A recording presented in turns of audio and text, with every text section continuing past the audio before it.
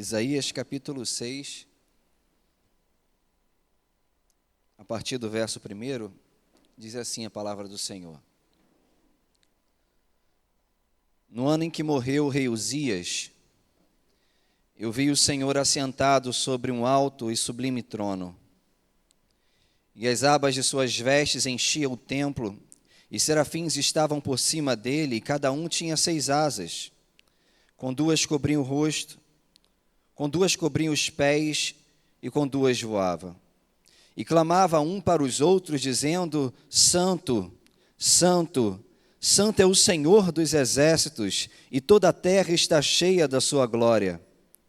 Os umbrais das portas se moveram com a voz do que clamava, e o templo se encheu de fumaça. Então eu disse: ai de mim, estou perdido, porque sou homem de lábios impuros, e habito no meio de um povo de lábios impuros, e os meus olhos viram o Rei, o Senhor dos exércitos. Então um dos serafins voou para mim, trazendo na mão uma brasa viva, que havia tirada do altar com uma pinça, e com a brasa tocou a minha boca e disse: eis que esta brasa tocou os seus lábios. A sua iniquidade foi tirada, e o seu pecado foi perdoado. Depois disso, ouvi uma voz que dizia: a quem enviarei? A quem arde por nós? E eu respondi: eis-me aqui, envie-me a mim. Palavra do Senhor.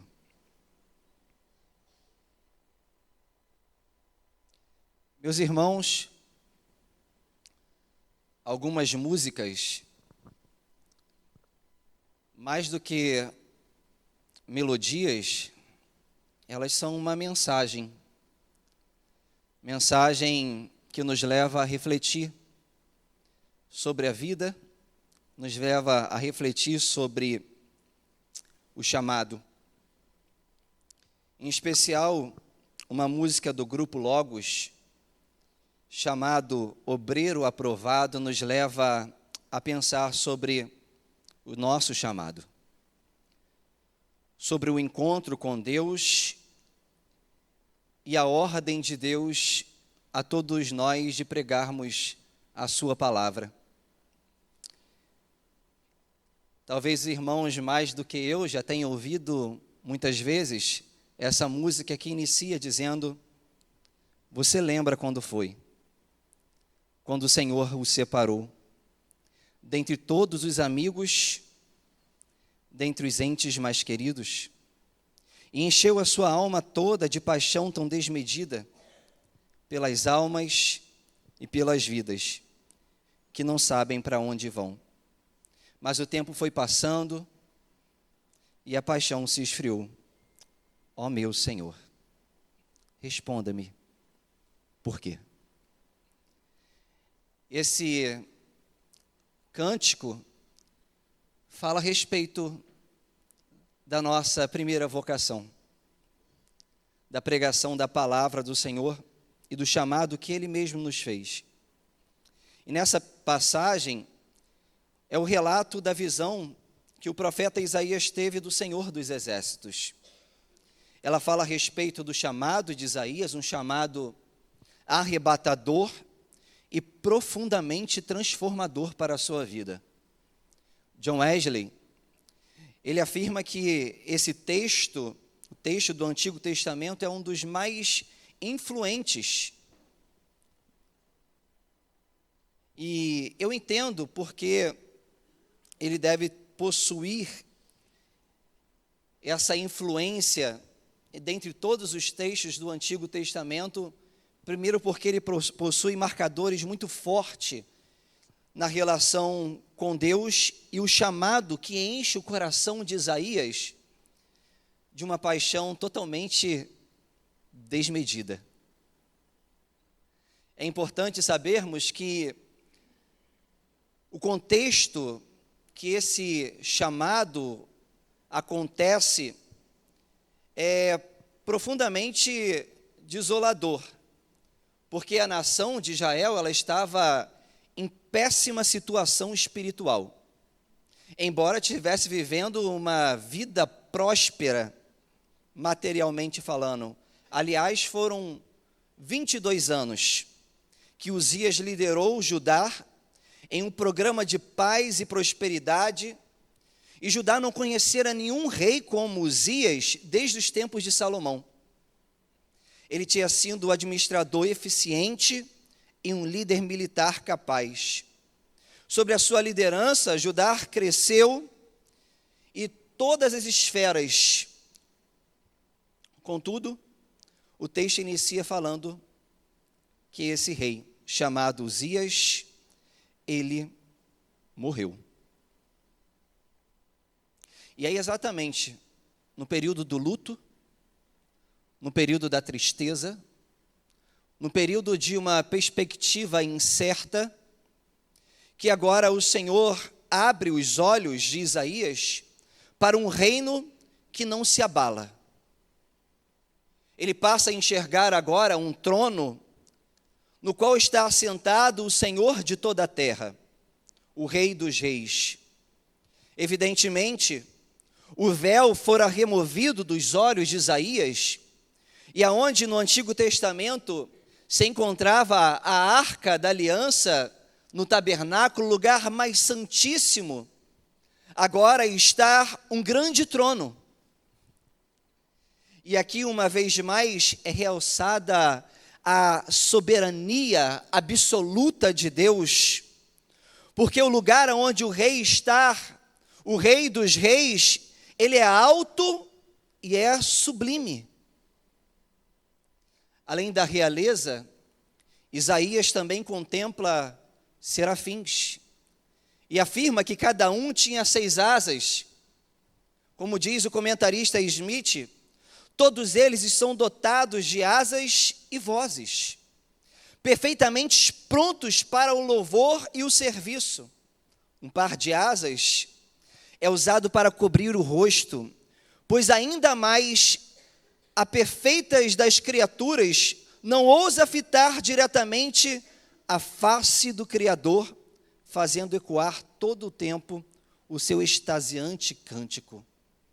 Existia um sinal de reverência, um sinal de temor, um sinal que o impedia de fitar os olhos naquele que é o Criador de todas as coisas e possui domínio sobre toda a terra, no qual nem mesmo aqueles que se achegam diante dele podem permanecer tão retos, vivos, ao contemplar a face do Criador de todas as coisas.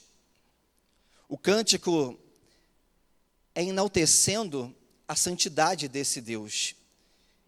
E repetidamente diz: Santo, Santo, Santo é o Senhor dos exércitos, e toda a terra está cheia da sua glória.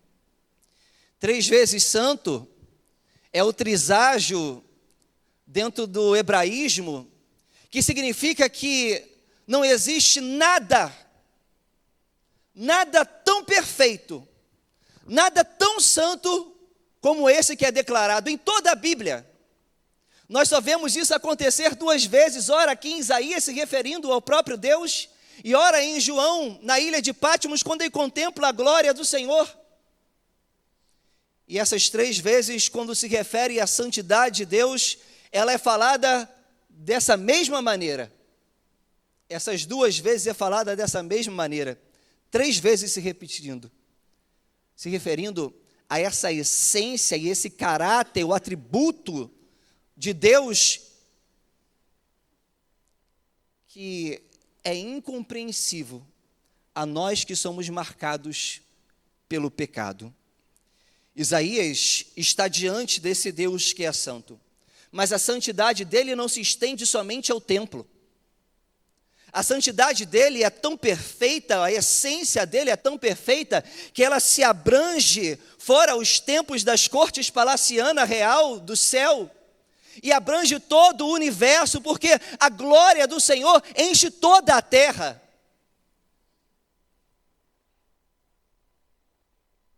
Isso é um modo de dizer que a abundância da terra é meramente um reflexo desse ser divino, que revela ordem e perfeição. Diante da perfeição, da fumaça da glória e dos abalos provocados por ecoar os louvores da santidade de Deus, o profeta agora ele passa a olhar não mais para o trono, não mais para aquele que está assentado sobre o trono, mesmo sem poder descrever a face desse ser. Apenas descreve as vestes das suas orlas que enche todo aquele lugar, a fumaça que envolve aquele lugar, mas a face desse Deus ele não descreve como é. Ele descreve os serafins que dizem ser santo. E agora o olhar dele diante disso tudo é um olhar de medo, um olhar de pavor, no qual se volta para dentro de si. E ele diz: ai de mim,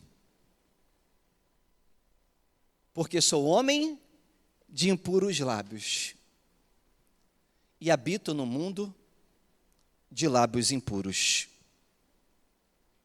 E os meus olhos viram o Rei, o Senhor dos Exércitos.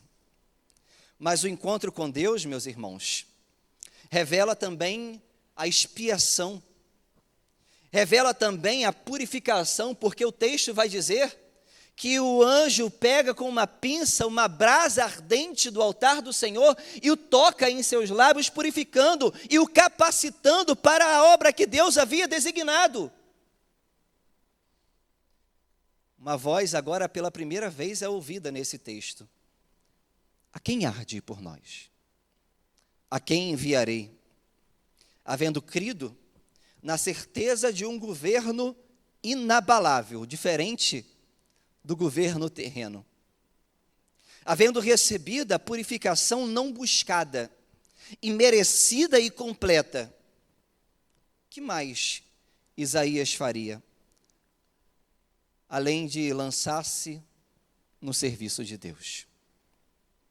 Perceba, meus irmãos, que mesmo diante dos desafios da vida, do luto, de uma sociedade totalmente marcada pelo pecado, e por sermos pessoas também que comungamos diariamente com o pecado, Deus ele continua chamando servos para o serviço da sua obra. Por isso eu quero refletir com os irmãos ancorado no tema, um chamado arrebatador. Por quê? Esse é um chamado arrebatador, porque ele nos leva a olhar o Rei em seu trono. Isaías, como todos os cidadãos devotos, venerava o rei Uzias. Durante 22 anos, Uzias liderou Judá em um programa de paz e prosperidade. Foi uma infelicidade o rei ter se rebelado contra o próprio Senhor, ter oferecido holocausto, incenso no lugar que somente o sacerdote poderia fazer, e agora ele foi tomado por lepra e é morto por essa lepra. A nação está em luto. E é exatamente dentro desse contexto de um futuro incerto que agora os olhos de Isaías são abertos para ver o Rei dos Reis. E ele contempla a glória do Senhor, meus irmãos. O comentarista bíblico vai dizer, embora os hebreus normalmente crescem que ver em Deus equivalia a morrer, era também um fato que a vários indivíduos se permitiu vê-lo. Essas aparições serviam a diferentes propósitos, porém o elemento de encorajamento e confirmação estava frequentemente envolvido. Alguns homens em especial, devido ao propósito que Deus queria ter com aquela pessoa, Deus permite a eles um encontro especial. Foi assim com Moisés, foi assim com Jacó, e foi assim também com Isaías.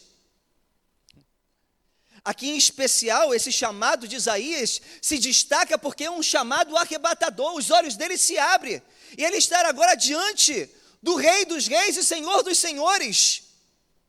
É a confirmação da vocação profética de Isaías. Acima de tudo, meus irmãos, faz Isaías olhar um governo que é eterno, um trono inabalável, e o rei que vocaciona-o no meio do luto. Meus irmãos, o chamado de Deus, ele é arrebatador, porque nos leva a ter uma nova visão de quem é que está sentado no trono e quem é que governa todas as coisas.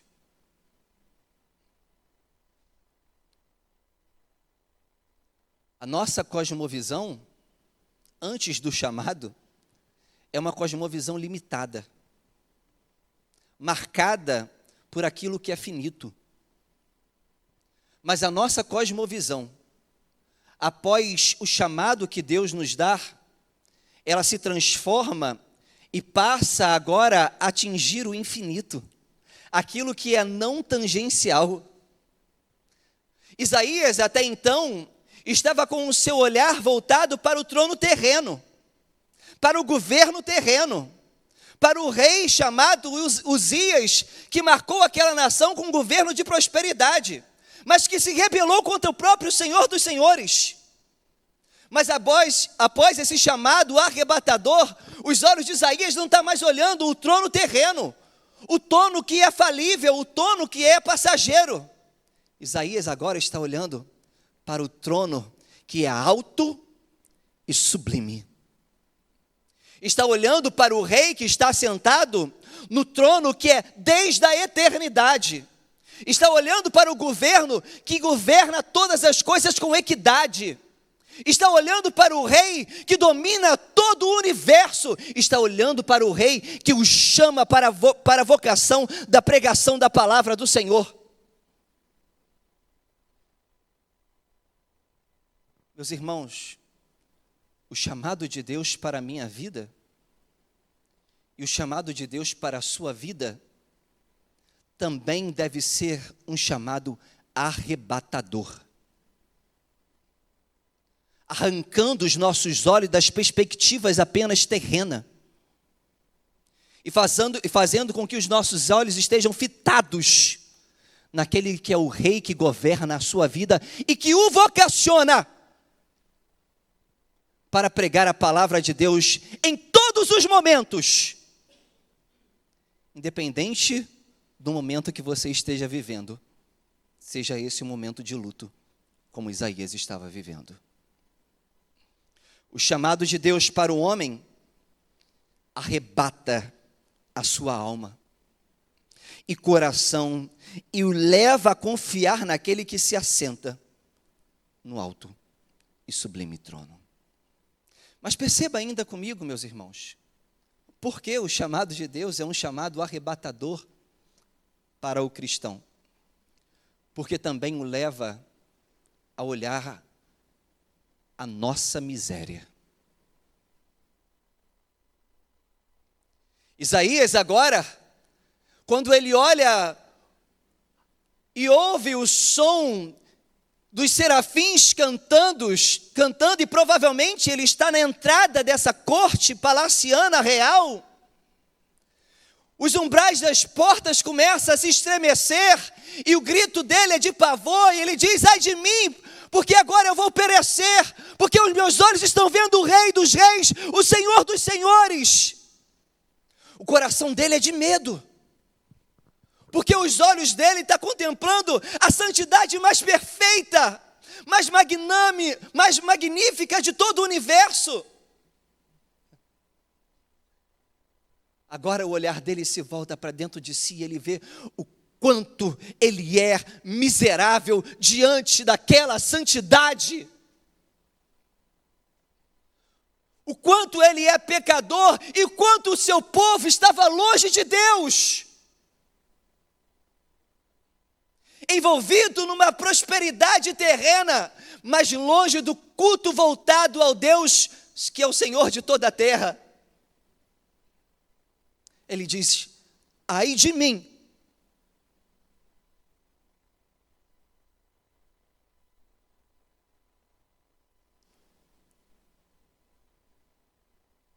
Isaías, após contemplar a realeza do Deus infinito e perceber a perfeição que remete o seu caráter, o seu olhar agora toma direção à sua própria corrupção. O estado dele é de pavor e de medo. E como diz o comentarista Aren Isben, pastor calvinista, ele diz: uma visão verdadeira de Deus e da sua santidade sempre nos faz perceber nossa pecaminosidade e falhas. Jó viu o Senhor e se arrependeu. Pedro clamou: sou pecador, quando viu o poder de Cristo. O farisaico Rabi Saulo viu que a sua retidão era apenas lixo perto da glória de Cristo. O próprio profeta Isaías vai dizer que a nossa justiça é como trapo de imundícia.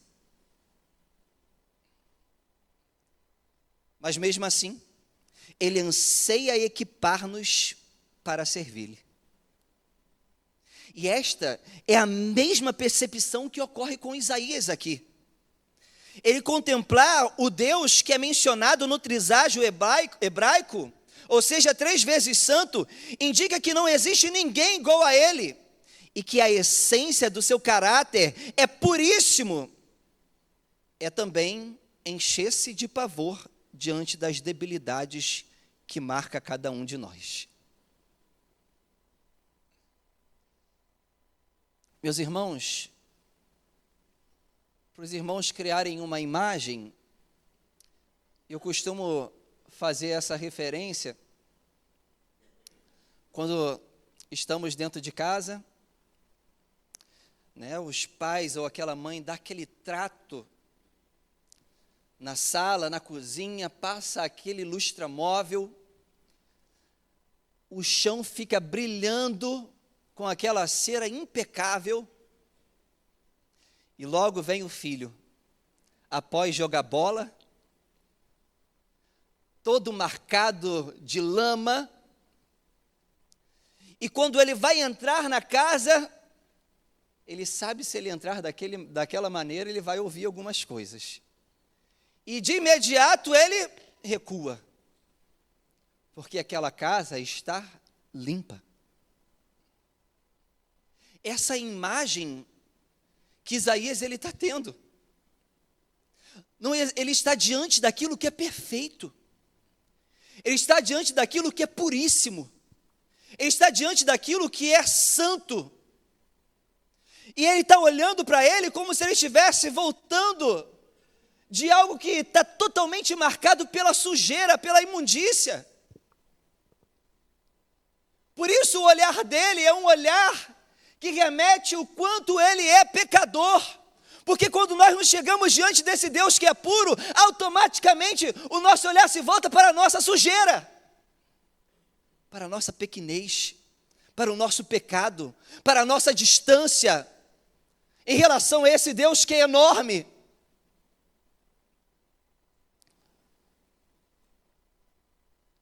Mas esse Deus que é enorme, que é grande e que é puro,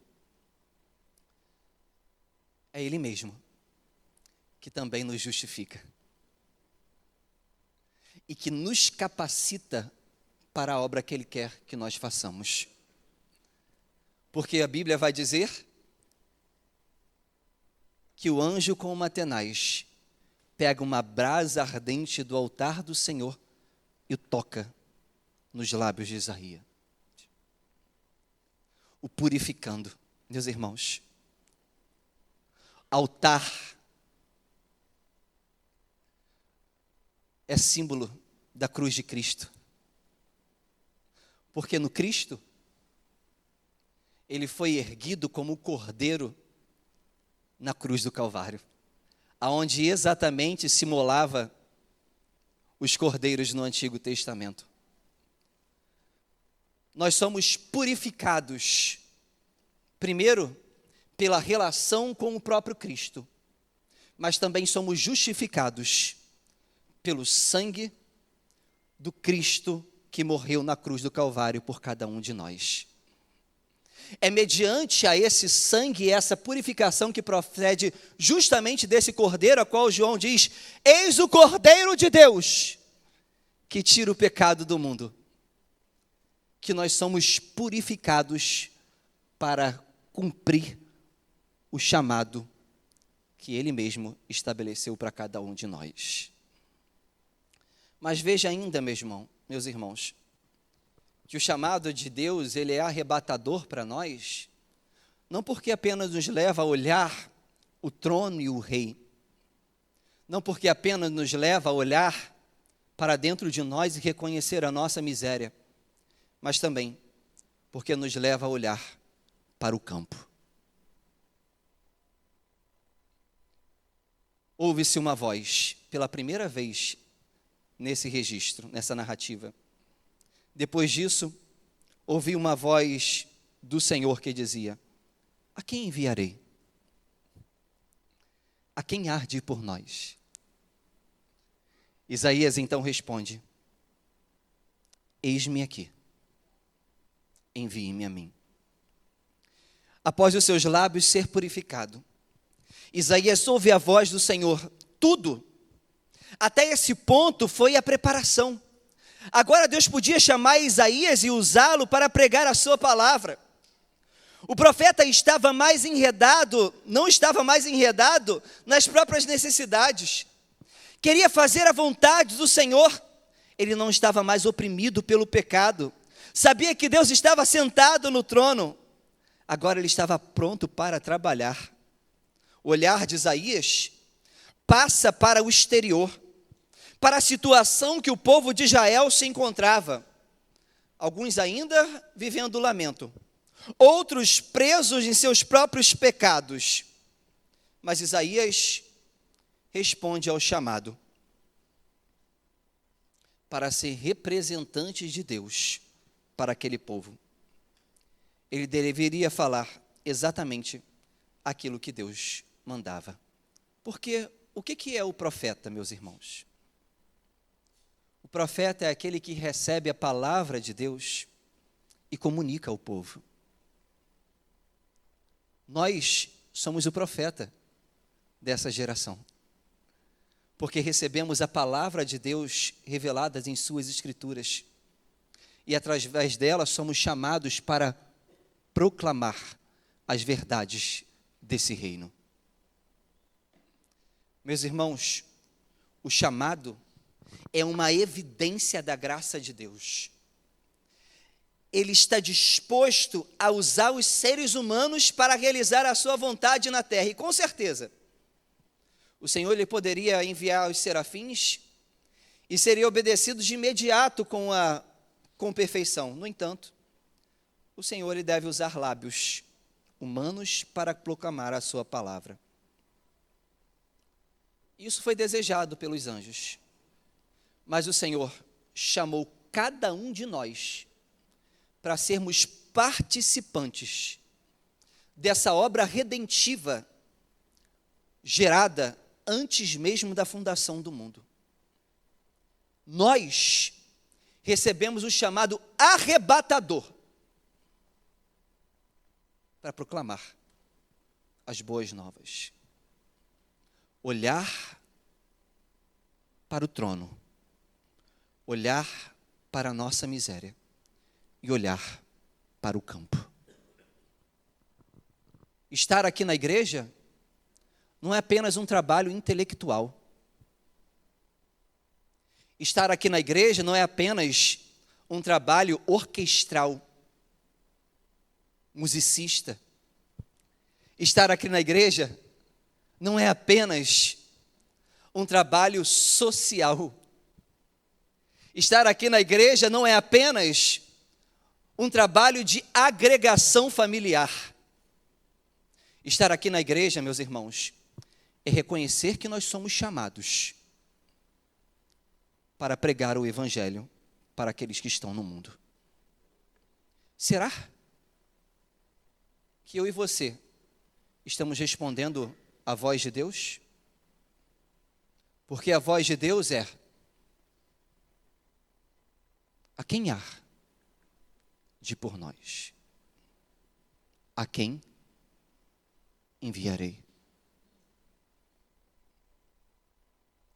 Nós somos cheios e aprendemos aqui para comunicar o Evangelho. Será que na sua casa você tem comunicado o Evangelho? Será que no seu trabalho você tem comunicado o Evangelho ou tem profanado o Evangelho? Será que na rua você tem comunicado o Evangelho aos seus amigos? Meus irmãos, precisamos estar mais atentos ao chamado de Deus. E o que este chamado consiste? É necessário entender que o chamado de Deus nos leva a estar desprendido deste governo terreno. E no que neste governo terreno pode nos oferecer? Devemos olhar nossas debilidades e entender que esse chamado advém da graça de Deus, que nos chama para sermos cooperadores desta obra que Ele mesmo preparou antes da fundação do mundo. Às vezes, nos esquecemos disso e, como diz a música, nos perguntamos por quê? Mas a própria música responde a respeito disso. Você precisa ser obreiro aprovado e não ser acusado por ninguém, e andar como meu filho andou, e amar com genuíno amor que eu lhe dei. Mas se me buscar na palavra, de coração na palavra, eu dou-lhe minha palavra, me achará e aprovado será.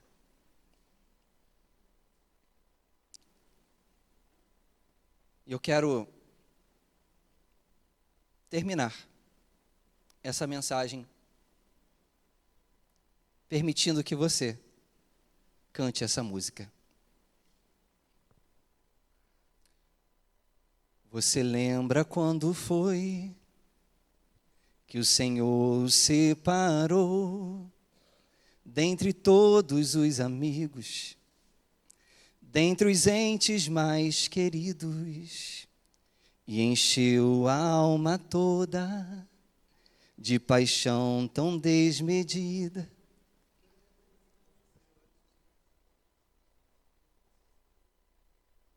Canta comigo.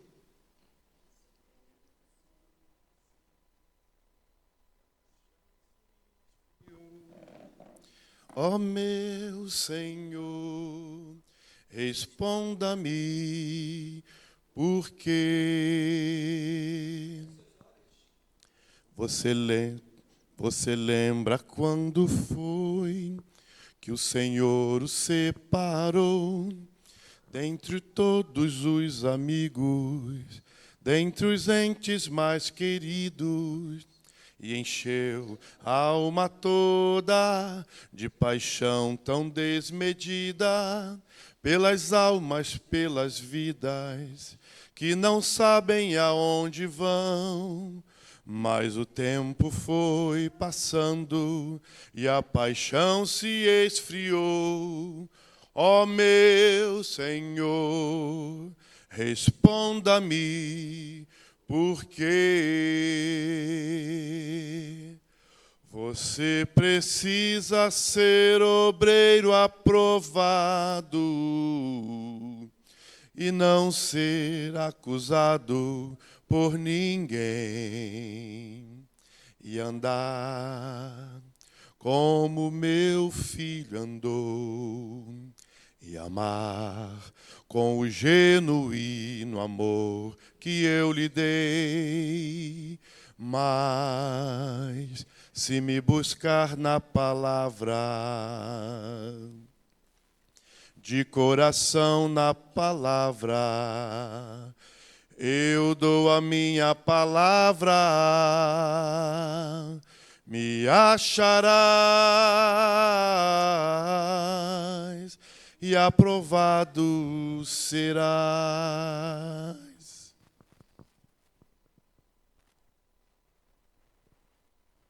Que essa seja a nossa oração.